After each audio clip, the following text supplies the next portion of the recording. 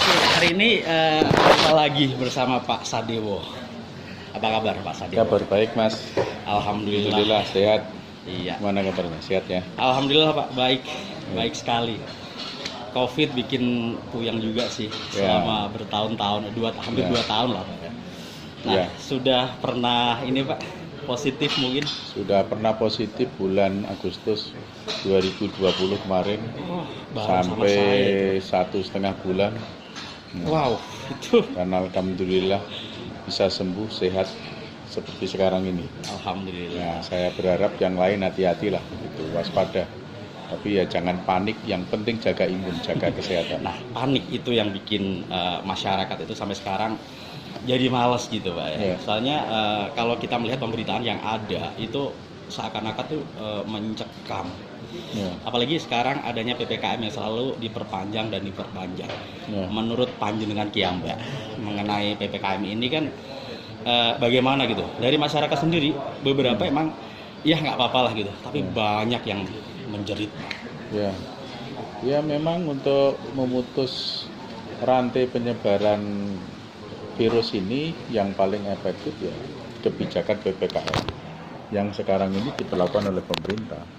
Jadi harapan dengan PPKM itu warga bisa menahan diri, ada di rumah. Kalau memang tidak penting sekali, ya diharapkan jangan keluar rumah, biar virusnya putus. Memang dampak terhadap perekonomian sangat terasa. Tapi kalau virus ini masih ada di tengah-tengah kita, tidak sampai tuntas, itu masih mengancam untuk menyerang terhadap siapapun. Dan kalau itu muncul kembali, nanti PPKM lagi muncul, itu setengah-setengah muncul lagi PPKM lagi, itu malah menjadi tidak tuntas, dampak ekonomi akan menjadi lebih besar. Kita bersabar dulu sampai virus corona ini betul-betul habis, PPKM dibuka sehingga kegiatan ekonomi itu bisa berjalan berkepanjangan, tidak ada bahaya corona yang mengancam lagi. Jadi saya berharap kepada masyarakat, kami memahami dampak daripada PPKM ini terhadap ekonomi. Tapi kalau ini tidak dilakukan PPKM, masyarakat tidak taat terhadap PPKM, itu virus corona tidak tuntas, suatu saat akan muncul kembali, nanti juga akan mengganggu perekonomian lagi jika diberlakukan PPKM. Nah, kalau dari panjenengannya seperti itu atau dari pemerintah lah Pak ya. Tapi kalau dari masyarakat sendiri, ini saya mewakili netizen lah Pak ya, yang biasanya ramai di medsos gitu kan. Paling 2 bulan 3 bulan lagi COVID ini akan hilang kok gitu kan. Karena apa? Beberapa hari yang lalu pas kemarin itu ramai sekali, hampir setiap orang flu atau demam gitu. Itulah COVID gitu kan. Jadi setiap orang itu sebenarnya sih sudah merasakan COVID itu sendiri. Dan setelah itu pasti kebal. Kalau masyarakat bilang bukan karena PPKM kok, bukan karena vaksin kok. Emang kita itu kemarin udah kena semua. Kita menghindari COVID ini nggak bisa. Mau PPKM, mau apa itu percuma. Ini suara netizen Pak ya. Saya mewakili tersebut. Soalnya kalau saya sendiri, kalau melihat di lapangan dari masyarakat itu sendiri, memang PPKM itu kan cuman ada di publik gitu kan. Kan nggak pernah sampai ke perkampungan atau ke pedalaman. Masyarakat itu seperti apa gitu kan. Saya juga membaca, jadi komentar netizen itu saya membaca. Apa yang disampaikan itu juga realita gitu, realistis, apa yang dialami, dan di tengah-tengah masyarakat itu apa yang disampaikan itu benar adanya. Nah, oleh sebab itu, supaya kebijakan PPKM berjalan efektif, artinya memang dengan tujuan memutus rantai penyebaran corona ini berhasil, tetapi di satu sisi kegiatan ekonomi itu tetap berjalan, diharapkan khususnya pemerintah daerah pada kegiatan ekonomi tertentu, misalnya pasar, misalnya itu, berikanlah pendampingan oleh pemerintah biar kegiatan itu tetap berjalan, tetapi jangan sampai mengabaikan kesehatan. Jangan mengabaikan namanya bahaya mengancam virus corona. Tidak jadi masalah bahwa masyarakat tetap beraktivitas sebagaimana mestinya. Tapi itu ya jangan sampai dibiarkan begitu saja. Ketika nanti ada di antara mereka kena virus corona, itu kemudian pemerintah membuat kebijakan PPKM harus diperpanjang lagi, itu kan juga mengganggu perekonomian lagi. Ini kan sebenarnya sih kayak berat sebelah gitu kata ya. Ada beberapa yang memang seakan-akan itu aduh kita dibiarin aja gitu ya. Misalkan kemarin yang demo pariwisata Pak, mati gitu. Memang saat ini emang benar-benar macet total gara-gara semua pariwisata itu ditutup. Nah juga kalau yang kena dampak paling banget menurut saya ini kayak pedagang pas malam hari gitu Pak ya. Itu kan tidak ada solusi untuk mereka. Dibeli enggak, tapi digusur iya gitu, suruh pulang. Padahal buka mulai jam 6, nanti jam 7, jam 8 suruh tutup. Itu loh Pak. Itu saya sangat tidak setuju. Ya. Sangat tidak setuju dengan pembatasan jam malam itu. Ya. Pedagang-pedagang biarlah berdagang sampai barang dagangannya habis. Betul. Tapi disitulah peran pemerintah. Apakah itu Satpol PP, apakah itu TNI, ataukah itu Polri, yang penting unsur pemerintah. Kelilinglah bagaimana mereka melakukan prokes, dicek mereka. Bila mana tidak prokes, ditegur, diingatkan supaya prokes kembali. Tapi biarkan dia berdagang. Termasuk sektor pariwisata, kemudian ditutup total. Ini kan tidak realistis. Betul. Ya, biarkanlah mereka melakukan kegiatan ekonomi di pariwisata. Yang penting di situ juga ada petugas. Jadi di mana satu kegiatan-kegiatan tertentu yang itu cenderung kerumunan, banyak orang berkumpul di situ, ya harus hadir pemerintah. Misalnya juga seni. Betul. Ya, payuban, off semuanya. pas, apa itu, ketoprak, wayang, apa saja seni di situ. Ini betul yang disampaikan jenengan Mas. Tidak adil. Pada sektor tertentu ini ditutup total, tapi pada kenyataannya yang lain dilonggarkan. Iya. Dilonggarkan itu justru mungkin hanya orang-orang kumpul yang tidak begitu produktif karena dia tidak bekerjanya kumpul-kumpul, itu dilonggarkan, dibiarkan. Tapi masyarakat yang mencari mata pencarian untuk anak istrinya, untuk anaknya sekolah, dia harus main ketoprak, harus main seni, wayang, jualan gitu. Nah, itu jualan itu memang saya sangat tidak setuju. Maka disinilah pentingnya pemerintah itu hadir. Ya, silahkan PPKM, tapi PPKM itu kan ya Pak dilihatlah zonanya. Misalnya kalau itu memang zona merah ketat, ya lakukan PPKM aja. Mengenai ini selalu diperpanjang Pak. Menurut jenengan ini lumrah nggak sih? Ya, diperpanjang itu boleh, tapi pemetaannya harus konkret, harus real, harus valid. Kalau memang itu zonanya merah, zona merah itu jangan dilihat dalam cakupan wilayah kabupaten. Kalau kabupaten kan luas. Iya. Dalam satu kabupaten yang kena 1-2, kemudian satu kabupaten di PPKM semua, itu kan namanya tidak proporsional. Nah, tapi kalau misalnya di situ zonanya itu memang merah, RT itu merah, desa itu merah, ya desa itu yang jangan semuanya. Jadi PPKM silahkan diperpanjang, tetapi itu diperlakukan kepada zona yang betul-betul merah. Zona merah itu ya yang detail, jangan langsung dipukul rata secara. Ini kan COVID memang bisa dibilang, bisa semuanya hancur lah Pak ya. Apa sebaiknya itu nggak kayak di luar negeri aja Pak, kita berdamai sama COVID itu sendiri gitu kan. Kan vaksin sudah berjalan. Terus PPKM juga masih dijalankan gitu kan. Masyarakat udah jenuh sebenarnya dengan apapun yang ada. Nggak peduli malah. Memang kemarin COVID meningkat. Tapi karena mungkin pengaruh cuaca juga gitu.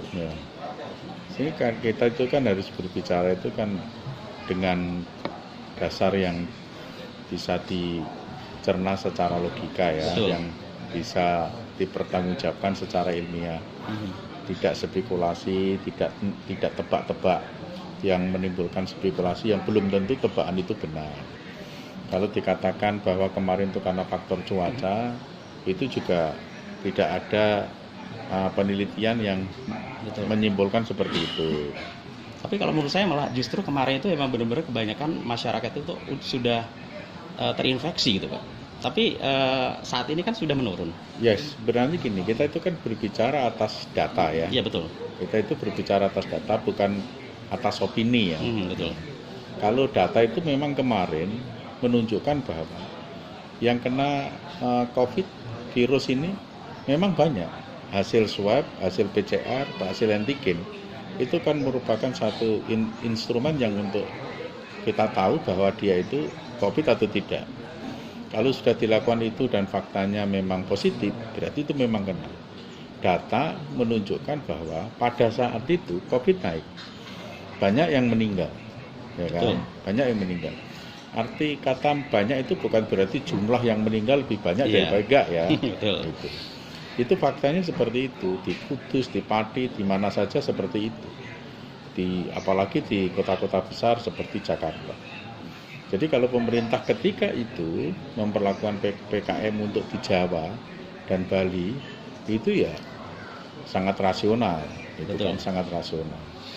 Jadi tidak bisa satu kebijakan pemerintah atas dasar opini, tapi harus data atas dasar data. Kalau sekarang ini kita lihat, bagaimana perbedaannya dulu dengan sekarang, memang menurunnya tajam. Betul. Nah itulah yang sekarang ini harus dikoreksi. Apakah PPKM itu juga harus diperlakukan secara keseluruhan seperti yang kemarin? Saat ini masih Pak. Nah, Saat ini masih. Ataukah yang cukup merah pekat? Yang perlu kita kritisi adalah PPKM yang sekarang ini masih sama yang kemarin. Itu yang kita kritisi, itu yang tidak tepat. Karena sudah terjadi perubahan situasi, data itu sudah menurun. Melihat pemerintah sekarang, apa sih yang kurang sih Pak menangani COVID-19 ini? Menurut panjenengan? Menurut hemat saya, yang di luar dari perhitungan pemerintah, itu adalah ketersediaan oksigen.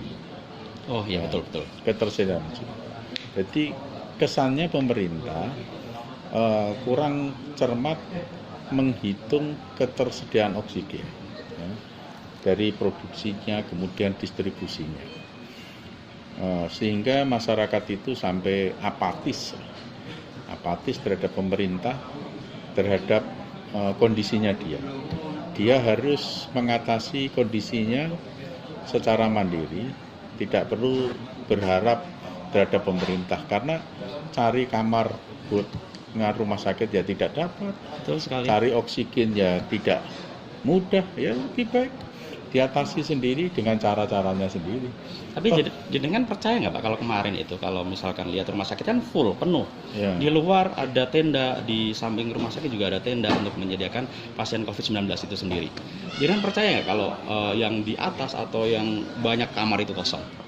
Oh, saya nggak bisa mengatakan begitu ya. Saya nggak bisa mengatakan itu karena saya tidak bisa tahu secara langsung. Ya, tapi yang saya lihat pemerintah ini gagap. Pemerintah ini kayaknya mengambil langkah ini tidak siap begitu, tanpa konsep. Pokoknya begitu meledak langsung pasang tenda sekian. Tendanya itu dipakai atau tidak, dihitung kamarnya atau tidak, kemudian nanti dengan tenda itu fasilitas penunjangnya itu tersedia atau tidak, tenaga medisnya atau tidak. Pokoknya segera dibangun, didirikan tenda-tenda seperti itu terjadi di mana-mana. Iya, justru karena itu, menurut saya sih, ini opini saya sendiri gitu, hal tersebut orang kurang maksimal tertangani. Banyaklah yang meninggal. Ya, memang faktanya seperti itu. Kita kan juga tahu di rumah sakit Sarjito itu, karena oksigen tidak ada, sekian puluh orang, 65 atau berapa meninggal. Ya kan, mungkin di Pati juga begitu, di daerah lain juga begitu, karena dia hanya menyiapkan tempat, tapi tidak menyiapkan instrumen yang lain, fasilitas penunjangnya, oksigen, fasilitas yang bukan penunjang, fasilitas yang vital tidak disiapkan juga. Sebenarnya oksigen ini kan fasilitas vital, ya kan, kebutuhan pokok. Betul. Mau di dalam kamar rumah sakit, mau di tenda, mau di mana saja. Yang terpenting itu tersedia oksigen. Ya kan? Lah pemerintah itu yang dipikirkan dan yang dikerjakan lebih awal itu pasang tenda. Tapi tidak begitu konsen terhadap oksigen. Harusnya apa? Tenda nanti dulu. Bagaimana pemerintah berpikir dan konsen menyediakan oksigen. Mau yang sakit masih di mobil, yang penting ada oksigen. Mau yang sakit tidak dapat kamar di teras, di selasa rumah sakit, yang penting dapat oksigen. Kan itu harusnya. Ya kan? Tapi pemerintah justru mendahulukan, artinya pemerintah tidak paham. Gitu ya. Artinya pemerintah kurang paham. Oke, mengenai vaksin lah ya. Kan banyak masyarakat yang nggak mau divaksin karena lagi-lagi di media lah ya. Ada yang memang benar-benar media pure memberitakan vaksin aman. Ada juga yang memberitakan vaksin ini bahaya loh gitu. Saya katakan, saya sebagai pribadi katakan, ini testimoni saya, betul, bahwa vaksin tidak begitu efektif, tidak bisa diharapkan aman. Oh, ya, ini testimoni dari serius, saya. Pak? Karena dalam satu rumah saya, ya, itu saya semua udah vaksin, pembantu semua udah vaksin, 2 kali vaksin, tapi 3 pembantu saya nyatanya positif. Nyatanya positif. Jadi itu akurat. Jadi kalau pemerintah itu menekan, itu mengharuskan masyarakat untuk vaksin, tidak jadi masalah. Iya. Tapi ya tunjukkan bahwa vaksin ini betul-betul efektif. Oke, luar biasa Bapak ini loh. Ini berani jujur gitu ya. Biasanya saya banyak loh, ya nggak tahu ada faktanya atau enggak. Pokoknya vaksin aja gitu. Serius Pak. Jadi berita-berita di media itu, baik media mainstream maupun medsos yang memberitakan bahwa sudah vaksin tapi sakit, sudah vaksin tapi positif lagi. Itu benar adanya berarti? Itu benar adanya. Okay. Benar adanya. Itu bisa saya anggap satu kebenaran. Karena di dalam rumah saya sendiri, 3 pembantu rumah saya itu sudah vaksin 2 kali tapi dia kena. Oke. Terima kasih waktunya untuk Bapak Sudewo. Semoga COVID ini segera berlalu.